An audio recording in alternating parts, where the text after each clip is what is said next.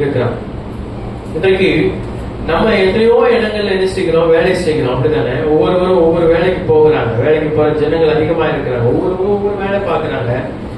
எந்தெந்த வேலை பார்க்கிற நம்முடைய ஸ்தலங்களிலே அல்லது நீங்கள் வேலை செய்கிற ஸ்தலங்களிலே உங்களுக்கு ஒரு வியாதியோ அல்லது ஒரு முடியாத ஒரு சூழ்நிலையோ ஒரு பலவீனமோ ஏற்பட்டால் நீங்கள் வேலை செய்கிற எத்தனை இடங்களிலே உங்களுடைய முதலாளி உங்களுக்காக ஜெபிப்பாங்க? சொல்ல முடியுமா? இல்லைங்க, நான் வியாதிப்பட்டு இருந்தேன்னா, நான் முடியலன்னு சொல்லி எங்க ஓனருக்கு போன் பண்ணேன்னா எங்க ஓனர் எனக்காக வேண்டிக்குவாரு அப்படின்னு சொல்ல முடியுமா? இங்க ஒரு மனுஷனுடைய சாட்சியை நாம் என்ன செய்கிறோம், பார்க்கிறோம். 100க்கு அதிபதி பிரியமான வேலைக்காரன் என்று சொல்லி பார்க்கிறோம். அல்லேலூயா. பிரியமான வேலைக்காரனாய் நாம் இருக்க கற்றுக்கொள்ள வேண்டும். இந்த உலகத்துல நாம் ஆண்டவருக்கு வேலைக்காரராய் என்ன செய்கிறோம், இருக்கிறோம். முதலாளிக்கு எத்தனையோ இடங்கள்ல நாம் வேலை செய்து கொண்டு இருக்கிறோம். அதை விட ரொம்ப முக்கியம், ஆண்டவருக்கு நாம் வேலைக்காரர்கள். அல்லேலூயா. இந்த வேலைக்காரர்கள் நாம் எப்படிப்பட்டவர்களா இருக்கிறோமா, பிரியமான வேலைக்காரர்களாய் இருக்க வேண்டும். பிரியமான வேலைக்காரனுடைய ஒரு கெப்பாசிட்டி என்ன, ஒரு குணாதிசயம் என்ன அப்படின்னு சொல்லி இன்னைக்கு நாம் தியானிக்க போகிறோம். எப்படி பிரியமாய் வாழ்வது, பிரியமான காரியங்களுக்கு நாம் என்ன செய்ய வேண்டும், தேவனுக்கு பிரியமான காரியம் எது என்று சொல்லி நாம் இன்று நாளில் தியானிக்க போகிறோம். அதை தொடர்ந்து வாசிங்க. 3வது வசனம். அவன் இயேசுவை குறித்து கேள்விப்பட்ட போது அவன் வந்து தன் வேலைக்காரனை குணமாக்க வேண்டும் என்று அவரை வேண்டிக் கொள்ளும்படி யூதருடைய மூப்பரை அவரிடத்தில் அனுப்பினார். அவர்கள் இயேசுவிடத்தில் வந்து அவரை கருத்தாய் வேண்டிக் கொண்டு, நீ இந்த தயவு செய்வதற்கு அவன் பாத்திரனாய் இருக்கிறான். இந்த 100க்கு அதிபதி இயேசு கிறிஸ்து வருகிறான் என்று கேள்விப்பட்டு இயேசு கிறிஸ்து எப்படியாவது இந்த வேலைக்காரனை சுகமாக்கி விடுவார் என்று சொல்லி மூப்பர்களை அழைத்து இயேசு கிறிஸ்துவிடத்துல போய் சொல்லுங்க, இந்த மாதிரி 100க்கு அதிபதி அனுப்புனாரு, அவருடைய வீட்டுல அவருக்கு பிரியமா இருக்கிற வேலைக்காரன் ஒருவன் இருக்கிறான், அவன் வியாதிப்பட்டு இருக்கிறான், அவனை எப்படியாவது வந்து சுகப்படுத்துங்கன்னு சொல்லி அனுப்புகிறார் அந்த 100க்கு அதிபதி. அவருடைய சொல்லை கேட்டு இந்த மூப்பர்கள் இயேசு கிறிஸ்துவிடத்துல போய் சொல்லுகிற வார்த்தையை நாம் 5வது வசனத்திலே வாசிக்கிறோம். அவன் நம்முடைய ஜனத்தை நேசிக்கிறான், நமக்கு ஒரு ஜெப ஆலயத்தையும் கட்டினான் என்றார்கள். அந்த 100க்கு அதிபதியை குறித்து ஒரு சாட்சி இந்த இடத்துல பகிரப்படுகிறது. அவன் ஜனத்தை நேசிக்கிறான், ஜனத்தை நேசிக்கிறான் என்று சொல்லி 100க்கு அதிபதியை குறித்து ஒரு சாட்சி பகிரப்படுகிறதை நாம் இந்த நாளிலே பார்க்கிறோம். புரியுதா சொல்றது? இயேசு கிறிஸ்துவிடத்துல வந்து சொல்றாங்க, அந்த 100க்கு அதிபதியுடைய வேலைக்காரன் வியாதிப்பட்டு இருக்கிறான், நீங்க வந்து அவனை சுகப்படுத்தும்படி அவர் அனுப்பி இருக்கிறாரு, நீங்க வருவதற்கு அவர் பாத்திரமாய் இருக்கிறார். காரணம், அவர் ஜனத்தை என்ன செய்கிறாராம், ரொம்பவும் நேசிக்கிறார், ஜனத்தை நேசிக்கிறார் என்று சொல்லி நாம் பார்க்கிறோம். இன்றைக்கு ஆண்டவர் இந்த வார்த்தையில் நமக்கு உணர்த்துகிற காரியம், இதை கேட்ட இயேசு கிறிஸ்து என்ன செய்கிறார், இந்த வார்த்தைகளை கேட்ட இயேசு கிறிஸ்து அப்பொழுது இயேசு அவர்களுடனே கூட போனார். 6வது வசனம், லூக்கா 7ஆம் அதிகாரம் 6வது வசனம். அப்பொழுது இயேசு அவர்களுடனே கூட போனார். எதுக்கு போனார்னா, அந்த 100க்கு அதிபதியுடைய வீட்டிற்கு போகிறார். அல்லேலூயா. சாட்சியை கேட்ட இயேசு கிறிஸ்து 100க்கு அதிபதியுடைய வீட்டிற்கு போவதற்கு தயாராகிறார். அல்லேலூயா. வீட்டுக்குள் போவதற்கு தயாராகிறார். காரணம் என்ன? அவன் ஜனங்களை நேசித்ததினாலே. இன்றைக்கு ஆண்டவர் நமக்கு இந்த வார்த்தையின் மூலமாய் உணர்த்துகிற காரியம், நாமும் ஜனங்களை நேசிக்கிறவர்களாக இருக்க வேண்டும். அல்லேலூயா. உன்னிடத்தில் நீ அன்பு கூறுவது போல பிறரிடத்திலும் அன்பு கூறுவாயாக. பிறனை யார் யார் நேசிக்கிறீங்களோ, நான் சொல்லுகிறேன், யார் யார் பிறனை நேசிக்கிறீங்களோ, பிறனை அன்பு கூறுகிறீர்களோ, உங்கள் வீட்டிற்குள் இயேசு வர ஆயத்தமாக இருக்கிறார். அல்லேலூயா. இந்த 100க்கு அதிபதியை குறித்த சாட்சி, இவன் ஜனங்களை மிகவும் சிநேகிக்கிறான். இவன் ஒரு ஜெப ஆலயத்தை கட்டியிருக்கிறான் என்று சொல்லி நன்மையான சாட்சியை கேட்ட இயேசு கிறிஸ்து இந்த 100க்கு அதிபருடைய வீட்டிற்கு செல்வதற்கு தயாராகிறார். இன்றைக்கு ஆண்டவருடைய வார்த்தையின்படி நாம் வாழ்ந்து அநேகரை சிநேகிக்கிறவர்களாக, அநேகருக்கு அன்பு செலுத்துகிறவர்களாக, அநேகருக்கு கொடுக்கிறவர்களாக நாம் வாழ்வோம் என்று சொன்னால் உங்களுடைய வீட்டிற்கும் என்னுடைய வீட்டிற்கும் இயேசு வருவதற்கு தயாராக இருக்கிறார். அல்லேலூயா. ஆயத்தமா இருக்கிறீங்களா? சிநேகிப்பதற்கு ஆயத்தமா இருக்கிறீர்களா? வேதம் சொல்லுகிறது, கடைசி நாட்களில் மனுஷனுடைய அன்பு தனிந்து போகும். இன்றைக்கு அன்பு இல்ல, சிநேகம் இல்ல, பாசம் இல்ல. காரணம் என்ன? பணம் எல்லாவற்றையும் மாற்றிவிட்டது. அல்லேலூயா. காசு எல்லாவற்றையும் மாற்றிவிட்டது. இயேசு மாறாதவர். அவர் நம்மோடு கூட இருக்கும் பொழுது எல்லாவற்றையும் செய்ய நமக்கு பலனை தருவார். நாம் பிறரிடத்தில் அன்பு காட்ட வேண்டும். தன்னை சிலுவையில அடித்த பொழுதிலும் இயேசு கிறிஸ்து பிதாவே அவர்களுக்கு மன்னியும் என்று சொன்னார். அந்த அன்பை கொடுத்தார், அன்பை காட்டினார். அல்லேலூயா. இந்த அன்பை நாமும் காட்ட வேண்டும் என்று சொல்லி ஆண்டவர் விரும்புகிறார். இதனாலே இந்த வார்த்தையை நாம் தியானிக்கிறோம். 100க்கு அதிபதியுடைய வீட்டிற்கு இயேசு கிறிஸ்து போவதற்கு தயாராவதற்கு காரணம் அவருடைய நற்சாட்சி. நற்சாட்சி பெற்றவர்களாய் நாம் இருப்போம் என்று சொன்னார். உங்களை குறித்து என்னை குறித்தும் இவர் ரொம்ப அன்பானவருங்க, இவர் ரொம்ப தேவனால் நேசிக்கப்படத்தக்கவருங்க, இவர் நிறைய நன்மைகளை செய்திருப்பார்கள் என்று சொல்லி சாட்சி இருக்குமானால் ஆண்டவர் நம்முடைய வீட்டிற்குள் வர ஆயத்தமாயிருக்கிறார். எனவே அன்புள்ள ஒரு மனிதனாக நாம் வாழ வேண்டும். முதலாவது காரியம், அன்புள்ளவர்களாக, சிநேகிக்கிறவர்களாக, நேசிக்கிறவர்களாக. ஆண்டவருடைய வார்த்தை சொல்லுகிறது, உன்னை சிநேகிக்கிறது போல நீ என்ன செய்யணும்? பிறனை சிநேகிக்கணும். நம்மளை எப்படி நாம் சிநேகிக்கிறோமோ, அன்பு கூறுகிறோமோ, அதே போல பிறனிடத்திலும் அன்பு கூற வேண்டும் என்று சொல்லி கர்த்தருடைய வார்த்தை சொல்லுகிறது. இந்த கடைசி நாட்கள்ல நாம் ஆண்டுடைய வருகைக்கு எடுத்துக்கொள்ளப்படுவதற்கு அவருடைய வார்த்தைக்கு கீழ்ப்படியது அவசியம். அவருடைய வார்த்தை அன்பு. அல்லேலூயா. அன்பு. நாம் முதலாவது அன்பு செலுத்துவதாக இருக்க வேண்டும். இந்த அன்பை பார்த்து இவன் ஜனங்கள் மேல் ரொம்ப அன்பு வைத்திருக்கிறதுனால, நேசிக்கிறதுனால, ஒரு ஜெப ஆலயத்தை கட்டினதுனால இயேசு அவர்களோடு கூட வீட்டிற்கு சமீபமாய் போறார். 100க்கு அதிபதி வீட்டுக்கு போகிறதுக்கு பக்கத்துல போகும் பொழுது அங்கே 100க்கு அதிபதி சொல்லுகிறார். 7வது வசனம் வாசிங்க. நான் உம்மிடத்தில் வரவும்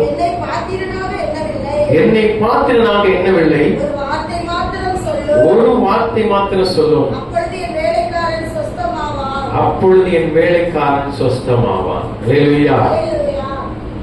அப்போ அந்த 100க்கு அதிபதி சொல்லுகிறாரு, நான் எவ்வளவு பெரிய ஒரு அதிபதியா இருந்தாலும் ஒருத்தனை போனா போவான், வா அப்படின்னா வருவான். இந்த கட்டளைக்கு அநேகர் கீழ்ப்படுகிறவா ஒரு அதிகாரியாக நான் இருந்தாலும் நான் எப்படிப்பட்டவனா இருக்கிறேன்னா, நான் உம்மிடத்தில் வரவும் பாத்திரனாக என்னேன் என்று சொல்லி தன்னை தாழ்த்துகிற ஒரு இதயத்தை பார்க்கிறோம். இந்த 100க்கு அதிபதி என்ன செய்கிறார்?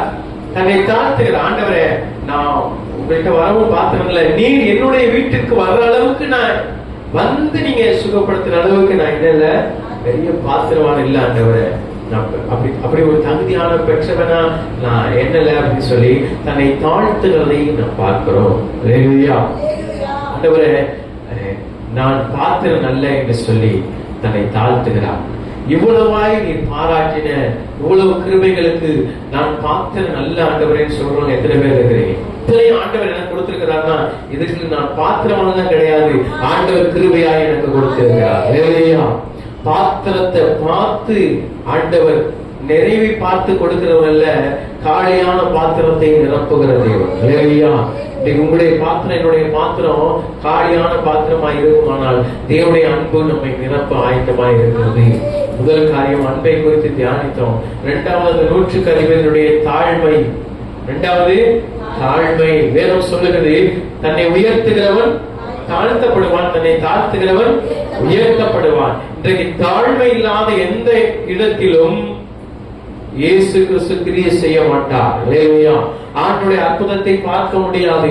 தாழ்மை இல்லாத இடத்திலே ஆண்டவர் இருக்க மாட்டார். தாழ்மையின் ரூபம் எடுத்து இந்த பூமிக்கு வந்த இயேசு கிறிஸ்து தாழ்மையை விரும்புகிறார். உங்களிடத்தில் என்னிடத்தில் என்ன இருக்கணும்?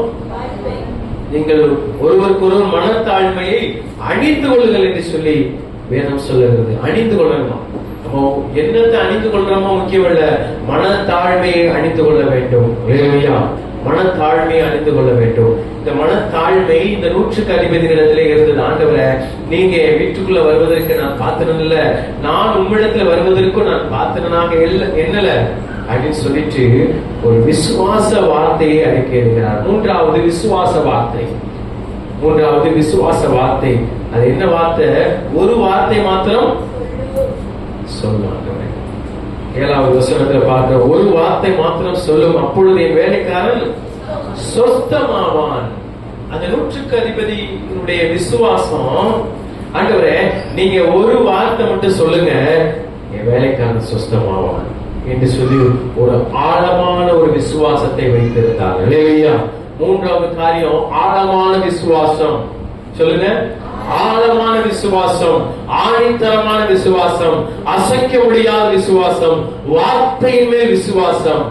இது ஒரு தெய்வ பிள்ளைகளிடத்திலே தேவை என்று சொல்லி கர்த்தர் விரும்புகிறார். அல்லேலூயா. இந்த வார்த்தையை கேட்கிற ஒவ்வொருவருக்கும் ஆண்டவர் இந்த நாளிலே உணர்த்துகிறது, நம்முடைய விசுவாசம் ஆழமான வார்த்தையின் மேல் விசுவாசமாய் இருக்கணும், கர்த்தருடைய வார்த்தையின் மேல் விசுவாசமாய் இருக்கணும். இந்த விசுவாசமான வார்த்தையை 100க்கு அதிபதி சொல்லுகிறார். ஆண்டவரே, நீ ஒரு வார்த்தை மாத்திரம் சொல்லும், என் வேலைக்காரன் சொஸ்தமாவான். ஒரு வார்த்தை சொல்லும் கர்த்தாவே, எங்கள் வாழ்க்கையெல்லாம் செழிப்பாகுமே. ஒரு வார்த்தை சொல்லும் கர்த்தாவே, உம் வார்த்தையிலே சுகம், உம் வார்த்தையிலே மதுரம், உம் வார்த்தையிலே சுகம், உம் வார்த்தையிலே மதுரம், உம் வார்த்தையிலே எல்லாம் சந்தோஷம், உம் வார்த்தையிலே எல்லாம் சந்தோஷம். ஒரு வார்த்தை சொல்லும் கர்த்தாவே, எங்கள் வாழ்க்கையெல்லாம் செழிப்பாகுமே. ஒரு வார்த்தை சொல்லும் கர்த்தாவே. அல்லேலூயா. ஒரு வார்த்தை அவர் சொன்னார்னா மாற வேண்டியதெல்லாம் மாறி. எத்தனை பேர் விசுவாசிக்கிறீங்க? அல்லேலூயா. அவர் ஒரு வார்த்தை சொல்வதற்கு நம்மிடத்திலிருந்து ஒரு அறிக்கை தேவை. ஆண்டவரே, நீர் ஒரு வார்த்தை சொன்னால் போதும், என் வாழ்க்கை மாறும் ஆண்டவரே, நீர் வார்த்தை கொடும் ஆண்டவரே என்று சொல்லி வார்த்தையை அவரிடத்திலே கேட்போம் என்று சொன்னால் வாழ்க்கையை அவர் கொடுப்பார். அல்லேலூயா. வார்த்தையானவர் வாழ்க்கையை கொடுக்க ஆயத்தமாய் இருக்கிறார். இன்றைக்கு வாழ்க்கையில ஒரு சூழ்நிலையோடு கூட, ஒரு சோகத்தோடு கூட, ஒரு பிரச்சனையோடு கூட இருப்போம் என்று சொன்னால், ஆண்டவரே எனக்கான ஒரு வார்த்தையை கொடுங்க ஆண்டவரே சொல்லி ஆண்டவரிடத்துல கேட்டால், ஆண்டவர் உங்களுக்கான ஒரு வார்த்தையை அவர் பரத்திலிருந்து அனுப்ப அவர் ஆயத்தமாக இருக்கிறார். அல்லேலூயா. 3வது விசுவாசமான வார்த்தை. மறுபடியும் சொல்லுகிறேன், முதலாவது தேவ அன்பு நம்மிடத்துல என்ன செய்யணும்?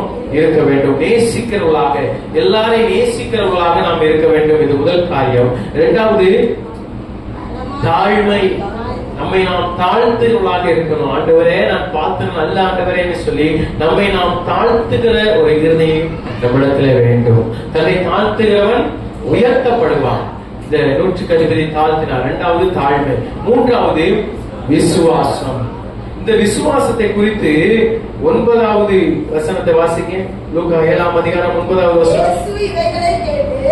இவைகளை கேட்டு, எவைகளை இயேசு கிறிஸ்து கேட்கிறார்னா, அந்த 100க்கு அதிபதியுடைய ஸ்டேட்மெண்ட் கேட்கிறார். என்ன ஸ்டேட்மெண்ட்? ஆண்டவரே, நான் பெரிய அதிகாரியா இருக்கலாம், ஆனா நான் பாத்துக்க நல்ல ஆண்டவரே, நான் பாத்துக்க நல்ல ஆண்டவரே, நீங்க ஒரு வார்த்தை சொல்லுங்க ஆண்டவரே, அது போதும்பா, என் வேலைக்காரன் பொழைச்சுக்கிடுவான், என் வாழ்க்கையில சுகம் உண்டாயின்னு சொல்லி விசுவாசிக்கிறதை இயேசு கேட்டார். அல்லேலூயா.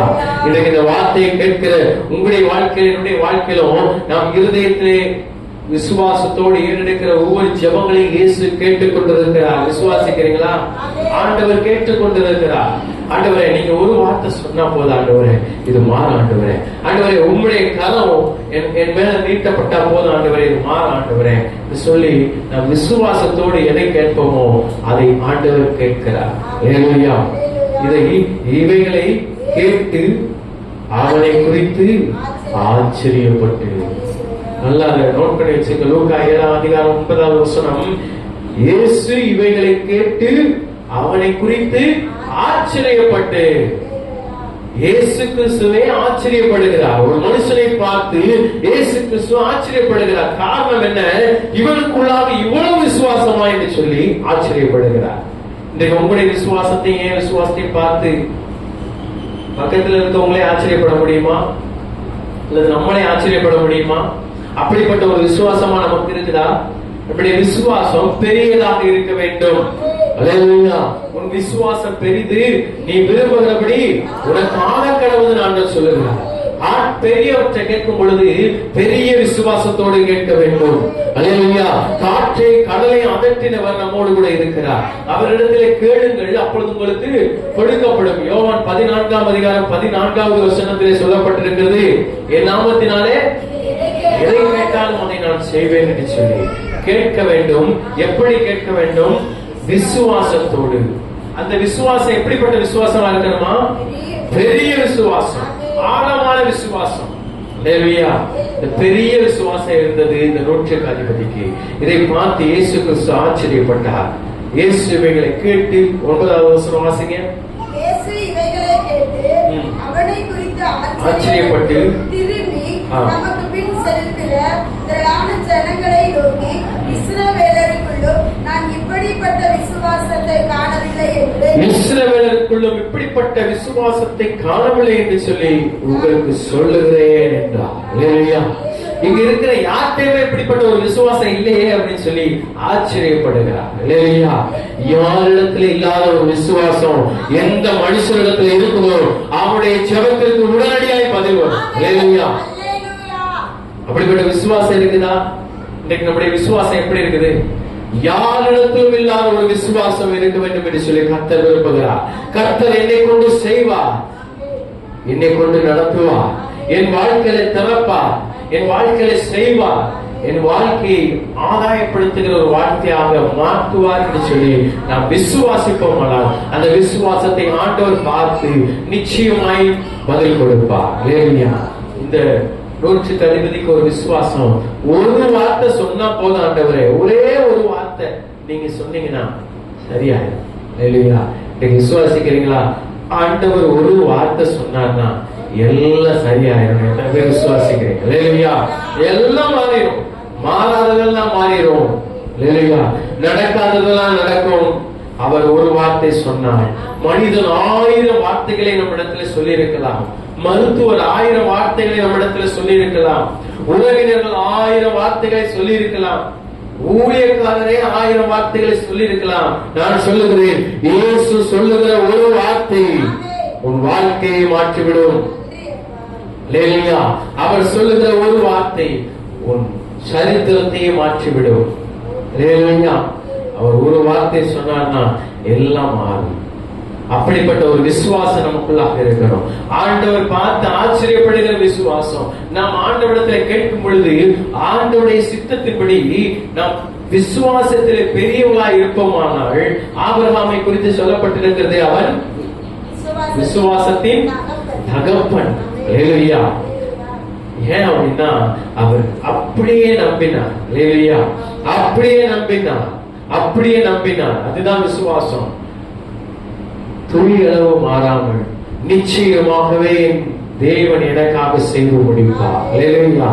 நிச்சயமாகவே எனக்கு கொடுத்த வார்த்தை நிறைவேறும். நிச்சயமாகவே என் கைகளினால் தொடங்கினதை என் கைகளினால் முடிப்பார் என்ற விசுவாசம் உங்களுக்குள்ளாக இருக்கும் என்று சொன்னால், நிச்சயமாகவே அந்த நூற்றுக்கு அதிபருடைய வேலைக்காரன் அடுத்த வசனத்தில் சொல்லப்படுகிறது, அனுப்பப்பட்டவர்கள் வீட்டிற்கு திரும்பிய போது வியாதியாய் கிடந்த வேலைக்காரன் சுகம் அடைந்திருக்கிறார். அல்லேலூயா. சுகம் அடைந்திருக்கிறார், சுகம் அடைந்திருக்கிறார். சரியில்லாதது சரியாயிடுச்சு பாருங்க. அல்லேலூயா. எப்ப இயேசுவா விசுவாசத்தை பார்க்க ஆரம்பிச்சாலோ சரி இல்லாததெல்லாம் சரியாயிடும். அல்லேலூயா. எப்ப ஆகும்? ஒரு நொடியிலே ஆண்டவர் மாற்ற வல்லமை உள்ளவர். நம்முடைய விசுவாசத்தை பார்க்கிற தேவன் விசுவாசத்திலே வல்லவனானான் என்று சொல்லி ஆபிரகாமை குறித்து சொல்லப்பட்டிருக்கிறது.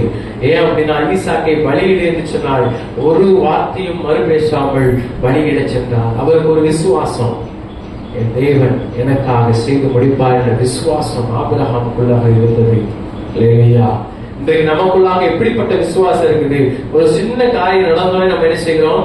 விசுவாசத்தை விட்டு விலகி விடுகிறோம். கடைசி நாட்களே விசுவாசத்தை விட்டு விலகி போகிற காலங்கள் வரும் என்று சொல்லி நாம் பார்க்கிறோம். விசுவாசத்தை விட்டு நாம் விலகக்கூடாது. விசுவாசம் என்பது நம்பப்படுகிற உறுதியும் காணப்படாதவைகளின் நிச்சயமாய் இருக்கிறது. அல்லேலூயா. காணப்படாதவைகளின் நிச்சயத்தை நாம் பெற்றவர்களாய் இருக்கிறோம். நம்பப்படுகிற உறுதியை நாம் பெற்றவர்களாய் இருக்கிறோம். வேதம் சொல்லுகிற நிச்சயமாகவே முடிவு உண்டு, உன் நம்பிக்கை வீண் போகாது. நாம் யாரை நம்பிக்கொண்டிருக்கிறோம்? எதை நம்பிக்கொண்டிருக்கிறோம்? எந்த வார்த்தையை நம்பிக்கொண்டிருக்கிறோம்?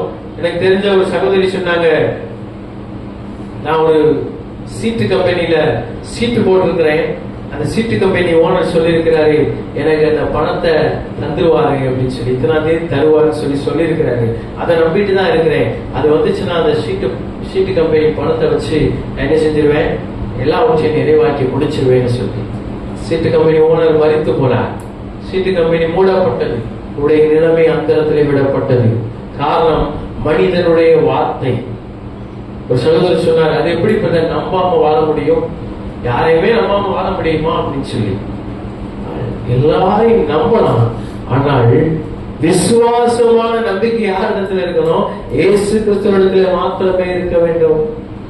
நாசியில் சுவாசம் உள்ள மனுஷனை நம்புவதை பார்க்கிலும் கர்த்தர் பேரில் பட்டதலாய் இருப்பதே நலம். மனுஷனை நம்பிட்டு உட்கார்ந்து இருக்கிறத பார்க்கிலும், ஆண்டவரே நீங்க ஒரு வார்த்தை சொல்லுங்க, ஆண்டவரே நீங்க ஏதாவது எனக்கு கொடுங்க, ஆண்டவரே நீங்க ஏதாவது பேசுங்க, நீங்க ஏதாவது செஞ்சு சரியாக்கிறீங்கன்னு சொல்லி அவரிடத்துல நம்பிக்கை வைப்போம் என்று சொன்னால் அந்த வார்த்தை நம்மை சுகப்படுத்தும். சரியில்லாததை சரியாக்கும், சீரில்லாததை சீராக்கும், நேரில்லாததை நேராக்கும். அதுவரையிலும் உண்டவனாய் நடக்க முடியாமல் வந்த அந்த மனிதனை இயேசு கிறிஸ்துவினுடைய வார்த்தை நடக்க செய்தது, நடக்க முடியாததை நடக்க செய்தது.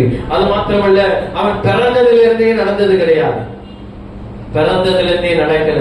ஒருவேளை பிறந்ததிலிருந்தே நடக்காம ஒரு சிறுநிலையோடு கூட இந்த வார்த்தையை கேட்போம் என்று சொன்னால், நான் பிறந்ததிலிருந்தே இது என்னுடைய வாழ்க்கையில் நடந்ததில்லை என்று சொல்லி நாம் கேட்போம் என்று சொன்னால், இன்றைக்கு உன்னுடைய விசுவாசம் பெரிதாக இருந்தால் நிச்சயமாகவே அதை உன்னுடைய கண்கள் பார்க்கும்படிக்கு என் தேவன் செய்ய வல்லமுள்ளவராக இருக்கிறார். அல்லேலூயா. விசுவாசத்தை பார்த்து செய்ய வல்லமுள்ளவராக இருக்கிறார். பிறந்ததிலிருந்தே பார்க்க முடியாத ஒரு குருடனுக்கு என் இயேசு பார்வை கொடுப்பாரானால், பிறந்ததிலிருந்தே நடக்க முடியாத ஒரு சப்பானியை இயேசு நடக்க வைப்பாரானால், பிறந்ததிலிருந்து வாய் திறந்து பேச முடியாத ஒரு பூமியை பேச செய்வாரானால், பிறந்ததில் இருந்தே நடக்க முடியாத அத்தனை காரியங்களும் உன்னுடைய வாழ்க்கையிலே இயேசு நடக்க வைப்பார். அல்லேலூயா. விசுவாசிக்கிறாயா? இந்த விசுவாசத்தை பார்த்து ஆண்டவர் ஆச்சரியப்படணும். இன்றைக்கு ஆண்டவர் ஆச்சரியப்படுற அளவுக்கு நம்முடைய விசுவாசம் இருக்குதா? நம்முடைய விசுவாசம் சின்னதா இருக்கு. பைபிளை ஃபுல்லா படிச்சு முடிச்சிருவீங்களா? ஒரு 6 மாசத்துல படிச்சு முடிச்சிருவீங்களா அப்படின்னு ஒரு கேள்வி வச்ச உடனே 6 மாசத்துல பைபிளை பூரா படிக்கிறதா? ஐயோ நம்மளால முடியாது அப்படின்னு சொல்லி என்ன இல்ல, விசுவாசம் குறைவாயிருது. 6 மாசத்தில் நான் ஒரு முறை அல்ல 3 முறை படித்து முடிக்க தேவன் எனக்கு பலன் தருவார் என்று சொல்லி விசுவாசித்தார். ஆண்டவர் பலனை தருவார். அல்லேலூயா. அந்த ஒரு விசுவாசத்தை ஆண்டவர் எதிர்பார்க்கிறார். இந்த வாழ்க்கையில ஆண்டவர் செய்து முடிப்பார் என்ற விசுவாசம் நமக்குள்ளாக வேண்டும். 3 காரியத்தை குறித்து நாம் இந்த 100க்கு அதிபருடைய வாழ்க்கையில இந்த லூக்கா 7ஆம் அதிகாரத்திலே நாம் வாசித்து தியானித்திருக்கிறோம். முதல் காரியம் என்ன? அன்புள்ளவர்களாய் நாம் இருக்க வேண்டும். அநேகரை சிநேகிக்கிறவர்களாய் இருக்கணும். அநேகரை நாம் சிநேகித்தால் நம்முடைய ஜெபத்திற்கு பதில் உண்டு. அநேகரை நேசித்தால் ஜெபத்திற்கு பதில் உண்டு. அன்புள்ளவர்களாய் இருந்தால் ஜெபத்திற்கு பதில் உண்டு. 2வது காரியம் தாழ்மை. நம்மை நாம் தாழ்த்துவர்களாய் இருந்தால் ஜெபத்திற்கு பதில் உண்டு. அல்லேலூயா. ஜெபத்திற்கு பதில் உண்டு. 3வது விசுவாசம். ஆழமான அசைக்க முடியாத விசுவாசம் நமக்குள்ளாக இருக்கும் என்று சொன்னால் ஜெபத்திற்கு பதில் உண்டு. இன்னும் நம்முடைய ஜெபங்களுக்கு அநேக ஜெபங்களுக்கு பதில் வராததற்கு காரணம் அன்புள்ளவர்களாய் இல்லாததுனால. சில காரியங்கள்ல தாழ்மை இல்லாததுனால, நமக்குள்ளாக பெருமை இருக்கிறதுனால. பெருமை உள்ளவர்களுக்கு தேவன் எதிர்த்து நிற்கிறார். தேவனை எதிர்த்து நிற்க ஒரு நாளும் முடியாது. பெருமை இருக்கிறதுனால அநேக ஜெபங்கள் தடைபட்டு போகுது. அன்பு இல்லாததுனால அநேக ஜெபங்களுக்கு பதில் இல்லாத நிலைமையில இருக்குது. 3வது காரியம் ஆழமான விசுவாசம் இல்லாததுனால அரவண விசுவாசம் நமக்கு ஆகாது. அரவண விசுவாசத்தோடு நாம் என்ன செய்யக்கூடாது? இருக்கக்கூடாது. அரைகுறை விசுவாசம்னா தெரியுமா உங்களுக்கு? அரைகுறை ஆண்டவருக்கு பிடிக்காது. வேதத்துல பார்க்கும் பொழுது எங்கெங்கெல்லாம் குறையா இருந்துச்சோ அங்கெல்லாம் ஆண்டவர் நிறைவாக்கினார். காணா ஒரு கல்யாணத்துல திராட்சரசம் குறைவுபட்டது, அங்கே நிறைவாக்கி மீதம் எடுக்க செய்தார். சூம்பின உறுப்பையுடைய ஒரு குறையோட ஒருத்தன் வந்தான் ஜெப ஆலயத்துக்கு, அவனை குறைவை நிறைவாக்குகிறார். மல்கையை போல சுத்தமாக்கி அனுப்புகிறார். என்ன குறையோட ஆண்டவரத்துல வருகிறார்களோ குறைவுகளை நிறைவாக்குகிறவர் ஆண்டவராகிய இயேசு கிறிஸ்து. அல்லேலூயா. இந்த வார்த்தையை கேட்கிற நமக்கு ஆண்டவர் சொல்கிறார், ஒருவேளை என்ன குறை உடைய வாழ்க்கையில இருக்கலாம், என்ன குறை உடைய தொழில இருக்கலாம், ஒரு குறை நம்முடைய ஊழியத்தில் இருக்கலாம், ஒரு குறை நம்முடைய சரீரத்தில் இருக்கலாம், ஒரு குறை நம்முடைய விசுவாசத்தில் இருக்கலாம், ஒரு குறை நம்முடைய பொருளாதாரத்தில் இருக்கலாம். அந்த குறைவுகளை இயேசு நிறைவாக்குவார். அல்லேலூயா. விசுவாசிக்கிறீங்களா? நீ விசுவாசித்தால் அந்த குறையை இன்றைக்கே ஆண்டவர் நிறைவாக்குவார். உடைய குறைவுகள் எல்லாம் நிறைவாக்குவார். நீங்கள் ஒன்றுக்கும் கவலைப்படாமல் எல்லாவற்றை குறித்து ஸ்தோத்திரத்தோட கூடிய ஜெபத்தினாலும் வேண்டினாலும் தேவனுக்கு தெரியப்படுத்துங்கள். அப்பொழுது எல்லா புத்திக்கும் மேலான தேவ சமாதானம் உங்கள் இருதயங்களை காத்துக்கொள்ளும். அல்லேலூயா. தேவனுக்கு தெரியப்படுத்தி விசுவாசத்தோடு கூட இருப்போம் என்று சொன்னார். இந்த 100க்கு அதிபதி யாருக்கு தெரியப்படுத்துகிறான்? இயேசு கிறிஸ்துவுக்கு தெரியப்படுத்தினான், ஆண்டவருக்கு தெரியப்படுத்தினான். ஆண்டவரே, என்னுடைய வீட்டுல இப்படி ஒரு வேலைக்காரன் இருக்கிறான், அவன் ரொம்ப நேசிக்கிறேன், அவன் முடியாம இருக்கிறான், நீங்க சுகத்தை தாங்க.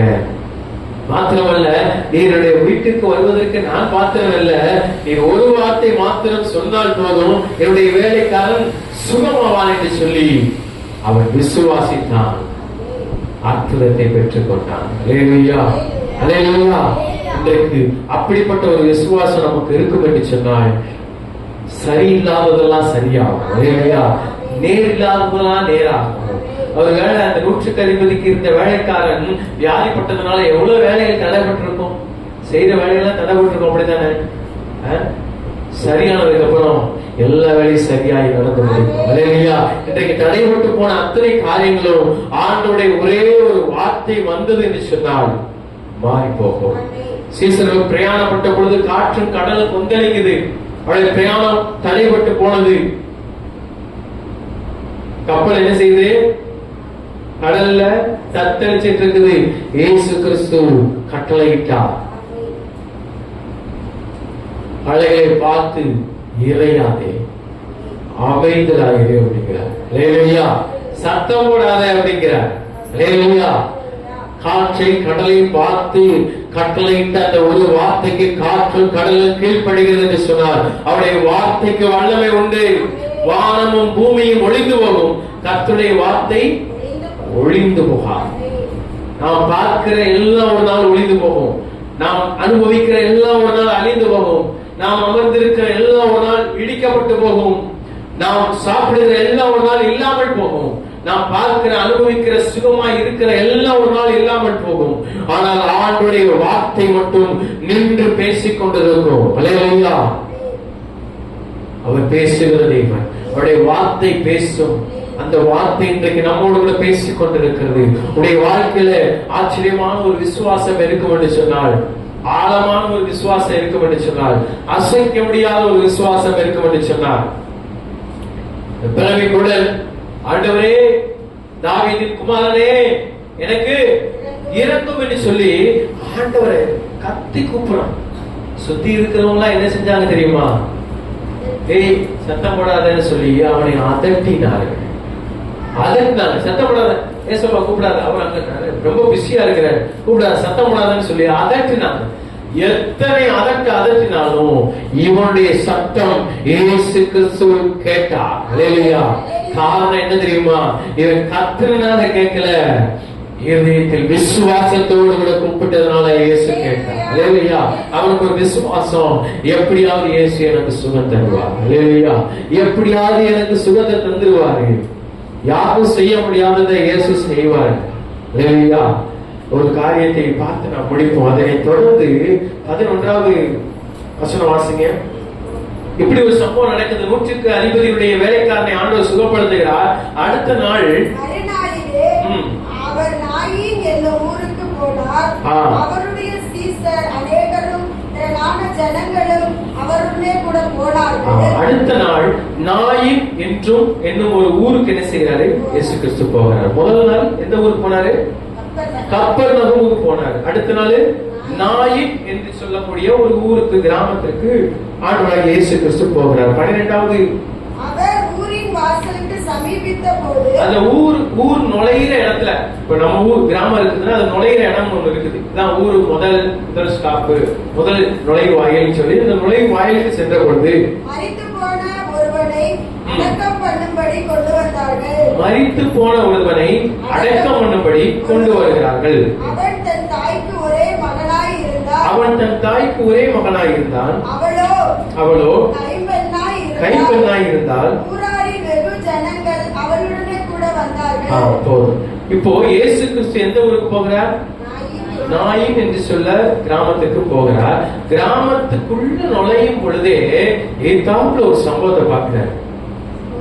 ஒரு பாடையில ஒரு செத்த பிரேதத்தை தூக்கிட்டு வராங்க. நம்ம எல்லாம் நிறைய பார்த்திருப்போம், அப்படித்தானே? அநேக இறந்த வீடுகள்ல நம்ம போயிருப்போம். அவங்களை வைத்து தூக்கி கொண்டு அந்த சுடுகாட்டுக்கு செல்லுவதை நாம் அநேக இடங்கள்ல பார்த்திருப்போம். இந்த இயேசு கிறிஸ்து அதை பார்க்கிறார். பார்த்த உடனே அந்த மகன், அந்த மரித்து போன அவன் எப்படிப்பட்டவனா இருக்கிறான்னா, ஒரு வாலிபனா இருக்கிறான். அந்த வாலிபனுக்கு தகப்பனார் இல்லை, ஒரு தாயார் மாத்திரம் இருக்கிறாங்க. அவங்க எப்படிப்பட்டவங்களா இருக்கிறாங்கன்னா, தகப்பன் இல்லாத ஒரு நிலைமையில அவங்க ஒரு விதவியாய் இருக்கிறார்கள். அந்த வாலிபன் மாத்திரமே அவளுக்கு துணையாய் இருந்திருக்கிறான். அந்த அம்மாவும் அந்த பையனை மட்டும்தான் இருந்திருக்கிறாங்க. அப்படிப்பட்ட ஒரு சூழ்நிலையில அந்த பையன் செத்து போயிட்டான். செத்து போன அவனை அடக்கம் பண்ணுவதற்கு பாடையில வச்சு என்ன செய்யறாங்க? தூக்கிட்டு வர்றாங்க. அந்த வசனம் முடியும் போது வாசிங்க. கைம்பெண்ணா இருந்தால், அதுக்கப்புறம் ஊராரில் வெகு ஜனங்கள் அவளுடனே கூட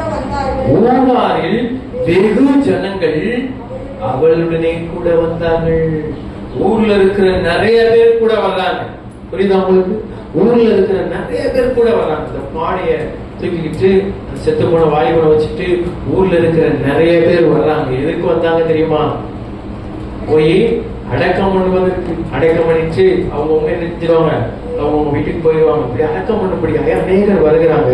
அந்த விதவை எப்படி என்ன பண்றாங்கன்னா, அழுது கொண்டே வருகிறார்கள். 13வது வசனம், கர்த்தர் அவளை பார்த்து, அவ்வளவுதான், ஒரே ஒரு வார்த்தை, கர்த்தர் அவளை பார்த்து. இன்றைக்கு இந்த வார்த்தையை கேட்கிற உங்களையும் என்னையும் ஆண்டவர் சொல்லுகிறார், உன்னை பார்த்து, உங்களை பார்த்து. பக்கத்துல இருக்கவங்க பார்த்து சொல்லுங்க, கர்த்தர் உன்னை பார்த்து, உங்களை பார்த்து சொல்லுகிற வார்த்தை. அவள், இரண்டாவது பாருங்க, அவள் மேல் மனதுருகி. அவளை முதல்ல பார்க்கிறாரு. பார்த்தோனே ஒரு மனதுருக்கம் வருகிறது. இல்லையா? அதுக்கு முந்தின வசனத்துல பார்க்கிறோம், திரளான ஜனங்கள் வராங்க பாருங்க. திரளான கூட்டம் வருது, அநேக ஜனங்கள் கூட வர்றாங்க. கூட வந்த எல்லாரும் எதை பார்த்தாங்க தெரியுமா? செத்து போன சரீரத்தை பார்த்தாங்க. செத்த வீட்டுக்கு போறோம் அப்படின்னா நேரா போய் மாலையை போட்டுட்டு எங்க எதைய பார்ப்போம்? மரித்து போன அந்த சரீரத்தை பார்ப்போம். இன்னும் நீங்க சொல்லுவாங்க, கடைசியா ஒரு தடவை முகத்தை பாருங்க அப்படின்னு சொல்லி அந்த சரீரத்தை, செத்து போன சரீரத்தை எல்லா ஜனங்களும் பார்த்து கொண்டிருக்கிறார்கள். இயேசு கிறிஸ்து எதை பார்த்தார் தெரியுமா? அழுது கொண்டிருக்கிற ஸ்திரீனுடைய முகத்தை பார்த்தார். அல்லேலூயா! அவர் அழுகையை பார்க்கிற தேவன், அவர் அழுகையை பார்க்கிற தேவன், அழுகையின் கூக்குரலை அறிகிற தேவன். ஒரு உலகமே சுற்றி கூட நின்று மரித்த வாலிபனை பார்த்து கொண்டிருக்கலாம், மரித்தவனை தூக்கி கொண்டிருக்கலாம். இயேசு அழுகிற கண்களை பார்க்கிறார். இன்னைக்கு அழுது கொண்ட சூழ்நிலையில, அழுகிற ஒரு நிலைமையில இருப்போம் என்று சொன்னால், ஆண்டவர் உங்கள் மேலும் என் மேலும் மனதுருகி உங்களை என்னை பார்த்து சொல்லுகிறார், அழாதே. பக்கத்தில் இருக்கவங்க கரங்களை பிடித்து சொல்லுங்க, அழாதே என்று சொல்லி. அழாதே, அழாதே என்று சொல்லி. நிறைய பேர் நம்மளை பார்த்து சொல்லியிருப்பாங்க, அப்படித்தானே? அழுகாதரா அப்படின்னு சொல்லி. ஆனால் ஒண்ணு நான் சொல்ல முடியும், என்னால ஆணித்தரமா விசுவாசத்தோடு சொல்ல முடியும். எல்லாரும் சொல்லுவாங்க அழுகாதரா அப்படின்னு சொல்லி. ஆனால் இயேசு அழுகாதன்னு சொன்னா நம்மளால ஜீர்ணிக்கவே முடியாது. கூட கொஞ்சம் அழுகவும். அல்லேலூயா! ஏன் அப்படின்னா அது ஆனந்த ஒரு கழிப்புள்ள ஒரு அழுகையாக மாறிவிடும். அல்லேலூயா! இந்த ஆண்டவர் நம்மை பார்த்து சொல்லுகிறார், அழாதே. அழாதே. அந்த விதவை பார்த்து, கண்ணீரை பார்த்து ஆண்டவர் சொன்னாரு, முதல்ல எங்க போனார் தெரியுமா? அந்த விதவை பக்கத்துல போனாரு. அல்லேலூயா. கர்த்தர் அவளை பார்க்கிறார். இந்த சுத்தி உள்ள கூட்டத்தை பார்க்கல, செத்து போன முகத்தை பார்க்கல, கண்களில் கண்ணீரை பார்த்தார். ஏழை விதவையை பார்த்தா, அவள் மேல் மனது உருகினார். யாருமே தனக்கு இல்லாத ஒரு சூழ்நிலையில் அவள் இருக்கிறதை ஆண்டவர் அறிந்தார். இல்லையா? சுத்தி இருக்கிற அத்தனை பேர் இருந்தாலும் அத்தனை பேருக்கு இருதயத்துல தோணல, நம்மாக்கு இந்த ஒரு மயன் தான் இருந்தான், அவனும் செத்து போயிட்டான், இனிமே இவங்க என்ன செய்வாங்களோன்னு சொல்லி ஒரு கண்களிலும் கண்ணீர் வரல. இயேசு அவளை பார்த்து மனது உருகினார். மனதுருகி அழாதே என்று சொல்லி அதுக்கப்புறம் தான் என்ன செய்கிறாரு? 14வது வசனம், கிட்ட வந்து எது கிட்ட வர்றாரு? பாட பக்கத்துல. அப்பதான் வர்றாரு. முதல்ல யார் பக்கத்துல போகிறாரு? அழுகிறவர்கள் பக்கத்திலே வருகிறார். இரண்டாவது பாடையின் பக்கத்திலே போகிறார். இல்லையா? பாடையில் இருக்கிறவன் உயிரோட எழுப்புறது இயேசுவுக்கு லேசான காரியம். அல்லேலூயா.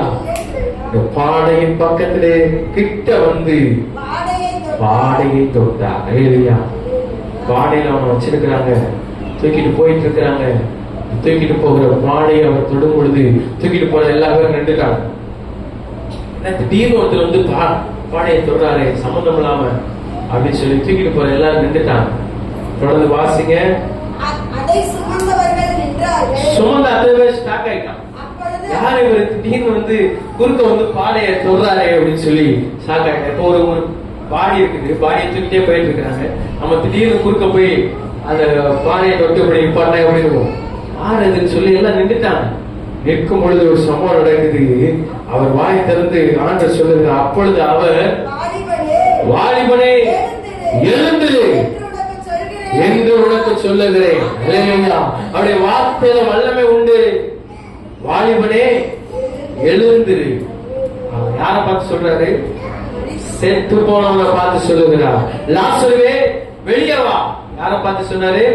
செத்து போய் 4 நாள் ஆனவனை பார்த்து சொன்னாரு. இன்றைக்கு செத்து போய் எல்லாமே முடிஞ்சிச்சுன்னு ஒரு நிலைமையில நாம் இருக்கிறோமா? அவ்வளவுதான், முடிஞ்சு, அவ்வளவுதான். அந்த நாயினுடைய விதவை என்ன நினைச்சாங்க? என் மகன் செத்துட்டான், அவ்வளவுதான் இனி வாழ்க்கையில. ஒருவேளை அவங்க நினைச்சிருப்பாங்க, நானும் வீட்டுல போய் செத்துறணும்னு சொல்லி. இல்லையா? என் மகன் இல்லாத ஒரு நிலைமையில நான் இந்த உலகத்தில வாழ விரும்பவில்லைன்னு சொல்லி மரணத்தை நோக்கி கொண்டிருப்பான் என்று சொல்லி நான் நினைக்கிறேன். ரொம்ப மனபாரத்துல இருந்திருப்பாங்க. எதுவுமே உதவிக்கு யார் இல்லாத ஒரு நிலைமையில, ரொம்ப துக்கத்துல வேதனையில இருந்த ஒரு நிலையை ஆண்டவர் அறிகிறார். இன்றைக்கு இந்த வார்த்தையை கேட்கிற நாம், ஒருவேளை என்னுடைய வாழ்க்கையில எல்லாமே முடிஞ்சு போச்சு, மறைச்சு போச்சு, அவ்வளவுதான், இதை தூக்கி அடக்கம் பண்றதுனா வேற வழி, இதை முடிக்கிறதா வேற வழி, வேற வழியே இல்லை என்னுடைய வாழ்க்கையில என்று சொல்லி ஒருவேளை அழுது கொண்டிருப்போமானால் ஆண்டவர் சொல்லுகிறார், அழாதே அழாதே என்று சொல்லி அந்த மரித்த வாலிபனே எழுந்திரு என்று சொல்லுகிறார். எழுந்திரு என்று சொல்லுகிறார். அவன் மரித்தவன் எழுந்து உட்கார்ந்து பேச தொடங்கினான். 3 காரியத்தை செய்யலாம் பாருங்க. எந்திரிச்சிட்டான், உட்கார்ந்துட்டான், பேசுறான், கட கட கட கடன்னு. ஆண்டவர் ஒரு வார்த்தை சொன்னார்னா பேசாதுன்னு நினைக்கிறதெல்லாம் பேசும். ஆண்டவர் ஒரு வார்த்தை சொன்னார்னா பேசுறதெல்லாம் பேசாம நிற்கும். விசுவாசிக்கிறீங்களா? பேசிக்கொண்டே இருக்கிறதை நிறுத்த என் தேவனால் முடியும், பேசாததை பேச வைக்கவும் என் தேவனால் முடியும்.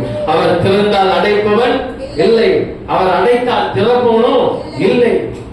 ஒருவர் பூட்டக்கூடாதபடிக்கு திறக்கிறவர், ஒருவர் திறக்கக்கூடாதபடிக்கு பூட்டுகிறவர் சொல்லுகிறார். உடைய வாழ்க்கையில பூட்டப்பட்ட கதவை திறக்க ஆயத்தமாக இருக்கிறேன். விசுவாசிக்கிறீங்களா? இன்னைக்கு அந்த விதவை போல அழுகிற ஒரு சூழ்நிலையில நாம் இருப்போம் என்று சொன்னால், நம்மளை சுற்றி இந்த விதையை சுற்றி எத்தனையோ வெகு ஜனங்கள் இருந்தாங்க. அந்த ஊர்ல இருக்கிற பாதி பேராச்சும் போயிருப்பாங்கன்னு நினைக்கிறேன். ஏன்னா அந்த வாலிபன் மறித்திருக்கிறான்னு சொன்னா, கொஞ்சம் வயசுல ஒரு பையன் செத்துட்டானேன்னு சொல்லி அநேகர் பாரப்பட்டிருப்பாங்க, அநேகர் போயிருப்பாங்க, அநேக கூட்டம் வந்துடும். மறித்தவர் அந்த வயது சென்று மறித்தவர்களை வருகிற கூட்டத்தை விட வாலிபர் மறிக்கும் பொழுது அதிக கூட்டம் வரும் நான் நினைக்கிறேன். அப்படிதான் உலகத்துல அநேக கூட்டங்கள் இருந்தாலும் அத்தனை பேரும் கூட இருந்து செய்ய முடியாத காரியத்தை இயேசு செய்தார். அல்லேலூயா. அம்மாவை பார்த்து இயேசு சொன்னார் அழாதே என்று சொல்லி. இந்த வாலிபனை உயிரோடு எழுப்பினார். வாலிபனே எழுந்து என்று உனக்கு சொல்லுகிறேன். மரித்தவன் எழுந்து உட்கார்ந்து பேச தொடங்கினான். இல்லையா? பாடையிலிருந்து எந்திரிச்சிட்டான், உட்கார்ந்துட்டான், பேச தொடங்கிட்டான். இல்லையா? அல்லேலூயா. ஆண்டவர் நன்மையானதை செய்வார். இல்லையா? இன்றைக்கு அவ்வளவுதான், பாடையில மெயில மறைச்சு போச்சு, அப்படியே தான் இருக்கும்னு சொல்லி நினைக்கிறோமா? அதை எழுப்ப என் தேவனால் முடியும். இல்லையா? அதை எழுப்ப என் தேவனால் முடியும். உங்களுடைய கண்ணீரை, என்னுடைய கண்ணீரையும் ஆண்டவர் அறிகிறார். அழுகிற கண்களை பார்த்து அவர் சொல்லுகிற வார்த்தை அழாதே. உடைய கண்ணீரை பார்க்கிறவர் ஊர் உலகம் எல்லாத்தையும் பார்க்கும், ஆண்டவர் கண்ணீரை பார்ப்பார். இல்லையா? நான் விசுவாசிக்கிறேன். இன்னும் ஆழமா, இயேசு ஒருவருடைய வீட்டிற்குள் வந்தார் என்று சொன்னார். நம்ம யார் வீட்டுக்குள்ளே போனா என்ன பார்ப்போம்? ஒருத்தர் வீட்டுக்குள்ள போனதே அப்படியே பார்ப்போங்க. இவ்வளவு பெருசா இருக்குது, டிவி எவ்வளவு பெரிய டிவி, வீட பாரு, அப்படி இப்படின்னு சொல்லி. சமீபத்தில் நானும் ஒரு தம்பியும் ஒரு இடத்துக்கு போயிருந்தோம். ஒருத்தர் வீட்டுக்குள்ள போனோம்.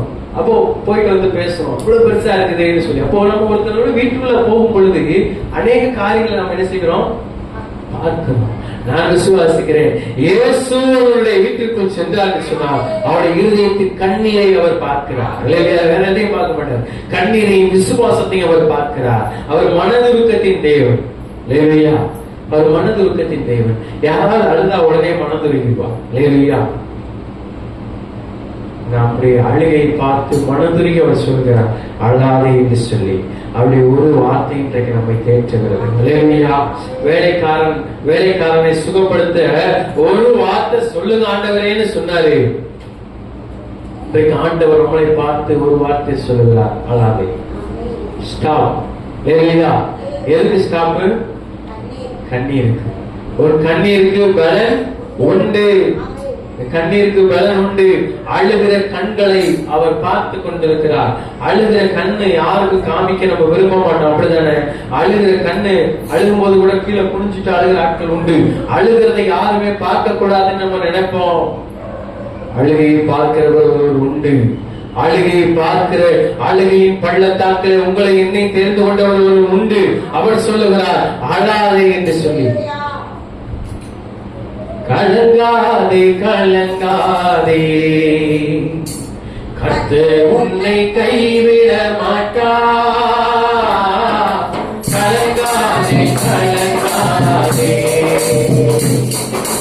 கர்த்தர் உன்னை கைவிட மாட்டார். கலங்காதே கலங்காதே, உலகம் உன்னை வெறுக்கிறதா,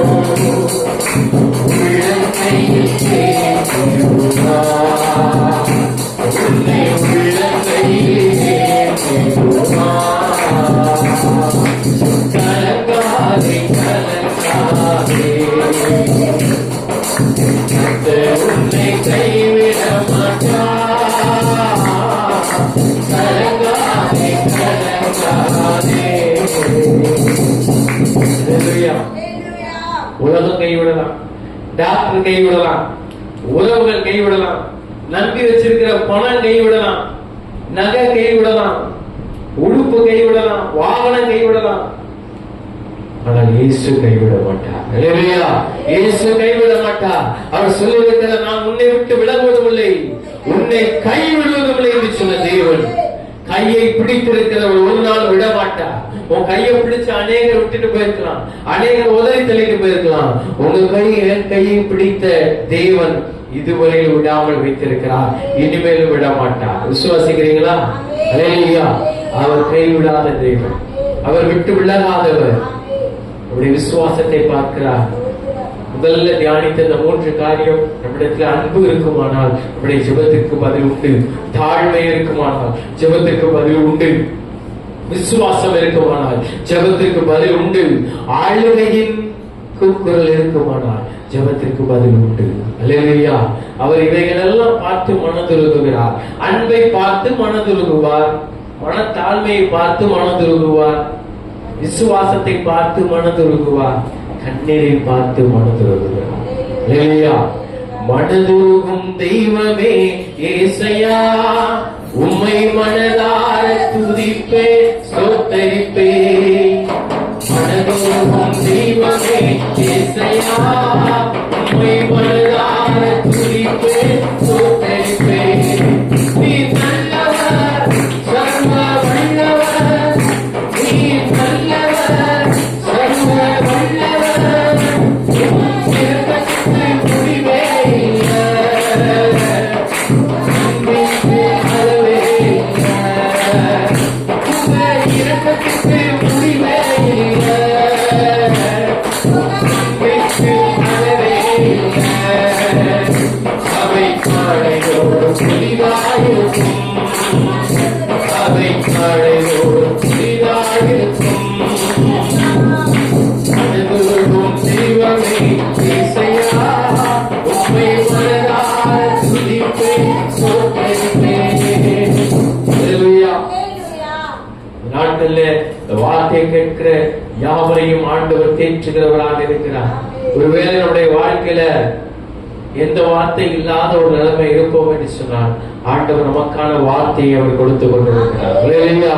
உன் வாழ்க்கையில அவர் ஒரு வார்த்தை சொன்னார்னா மாறாததெல்லாம் மாறும், மரித்து போனதெல்லாம் எழும்பும், பேசாததெல்லாம் பேசும், எல்லாவற்றையும் செய்ய என் தேவனால் கூடும். அல்லேலூயா. நடக்காத காரியங்களை நடப்பிக்க என் தேவனால் கூடும். மனுஷனால் இது கூடாதுதான், ஆனால் தேவனால் எல்லாம் கூடும்.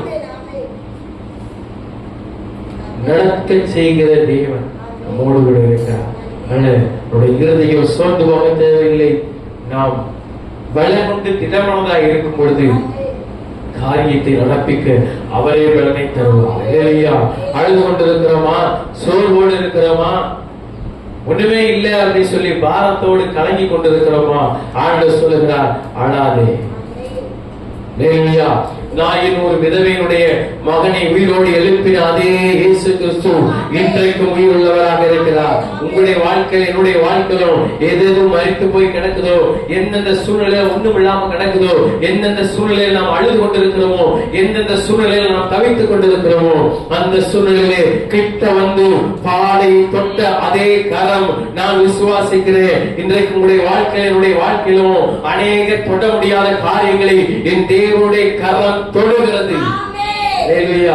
விசுவாசிக்கிறீங்களா? ஆண்டவருடைய கரம் தொட்டுச்சுனா நடக்காததெல்லாம் நடக்கும். அல்லேலூயா. அவருடைய கரம் தொழிலை தொடட்டும். இந்த வார்த்தையை கேட்கும் பொழுது அவருடைய கரம் உங்களுடைய ஊழியத்தை தொடட்டும், அவருடைய கரம் உங்களுடைய படிப்பை தொடட்டும், அவருடைய கரம் உங்களுடைய சரீரத்தை தொடட்டும், அவருடைய கரம் உள்ளத்தை தொடட்டும், அவருடைய கரம் வீட்டை தொடட்டும். ஒரு கரம் தொட்டுச்சுனா பெருசா மாறிடும். அல்லேலூயா. அவருடைய கரத்தை அது மேல் வைத்து ஜெபம் பண்ணி இதை கொடுங்கன்னு சொன்னாரு. அவர் கையை எது மேலதான் வச்சாரோ அது பூரா பெருக்கமாய் மாறினது. அல்லேலூயா. ஒரு விசாலமாய் மாறினது. யாபேஸ் எப்படியாய் ஜெபிக்கிறார், தேவரீர் என்னை ஆசீர்வதித்து என் எல்லையை பெரிதாக்கி உங்களுடைய கரம் என்னோடு இருந்து தீங்கு என்னை துக்கப்படுத்தாதபடிக்கு அதற்கு என்னை விளக்கி காத்தரலான்னு சொல்லி ஆண்டோடைய கரம் எதை தொட்டாலும் டோட்டலா மாறிடும். அல்லேலூயா. இன்றைக்கு அவருடைய கரம் உங்களுடைய வாழ்க்கையை தொட்டு இருக்கிறது, அவருடைய கரம் உங்களுடைய உள்ளத்தை தொட்டு இருக்கிறது. இந்த வார்த்தையை கேட்கும் பொழுது தொட முடியாத காரியங்கள் எல்லாம் இயேசுவின் கரம் தொட்டதற்காக அவரை கரங்களை தட்டி ஸ்தோத்திரிப்போம். ஆண்டவரே, உங்களுடைய வாழ்க்கையில தொட முடியாத காரியங்களை உங்களுடைய கரம் தொடர்பாண்டவரே, கரங்களை தட்டி ஆண்டவரை ஏற்படுத்தி துதிக்கிற வேலையில ஆண்டவரை வாழ்க்கையில தொட முடியாத காரியங்கள் ஆண்டவரை தொட்டு சுகமாக்கினதற்காக ஸ்தோத்திரம். என் அழுகை பள்ளத்தாக்க மாறினதற்காக ஸ்தோத்திரம். என்னுடைய கண்ணீரை கண்டதற்காக உமக்கு நன்றி ஆண்டவரே. எங்களை நேசிக்கிற அன்பின் பிதாவே, உம்மை நன்றியோடு துதிக்கிறோம், உம்மை ஸ்தோத்திரிக்கிறோம். ஆண்டவரே, இந்த நாளிலே நூற்றுக்கு அதிபதியுடைய வாழ்க்கையில நாங்கள் தியானித்தோம் ஆண்டவரே. அன்புள்ளவர்களா இருக்கவும், மன தாழ்மை உள்ளவர்களா இருக்கவும், பெரிய விசுவாசம் வைத்தவர்களா இருக்கவும் எங்களுக்கு கிருபை தாரும். அழாதே என்று சொல்லி மனதுருகி பாடையை தொட்டு சுகப்படுத்தின தேவன் இன்றைக்கு எங்களுடைய வாழ்க்கையில நீ தொட்டதற்காக ஸ்தோத்திரம். உங்களுடைய கதை தொட்டதற்காக ஸ்தோத்திரம். எங்களுடைய சரீரத்தை தொட்டதற்காக நன்றி. எங்களுடைய ஊழியத்தை தொட்டதற்காக நன்றி. என்னுடைய குடும்பத்தை தொட்டதற்காக நன்றி. என்னுடைய பிள்ளைகளை தொட்டதற்காக நன்றி. என்னுடைய வயிற்று பகுதியை தொட்டதற்காக நன்றி. என்னுடைய தலையை தொட்டதற்காக நன்றி. உங்களுக்கு நன்றி செலுத்துகிறோம். உங்களுக்கு நன்றி செலுத்துகிறோம். சகல துதி கன மகிமை எல்லாம் ஒருவருக்கே செலுத்தி மீட்பது நட்சத்திரமாய் இருக்கிற இயேசு கிறிஸ்துவின் இனிய நாமத்தில் ஜெபிக்கிறோம் ஜீவனுள்ள நல்ல பிதாவே. ஆமென். ஆமென். அல்லேலூயா. அல்லேலூயா. கர்த்தர் நல்லவர், அவர் கிருபை என்றும் உள்ளது. அல்லேலூயா.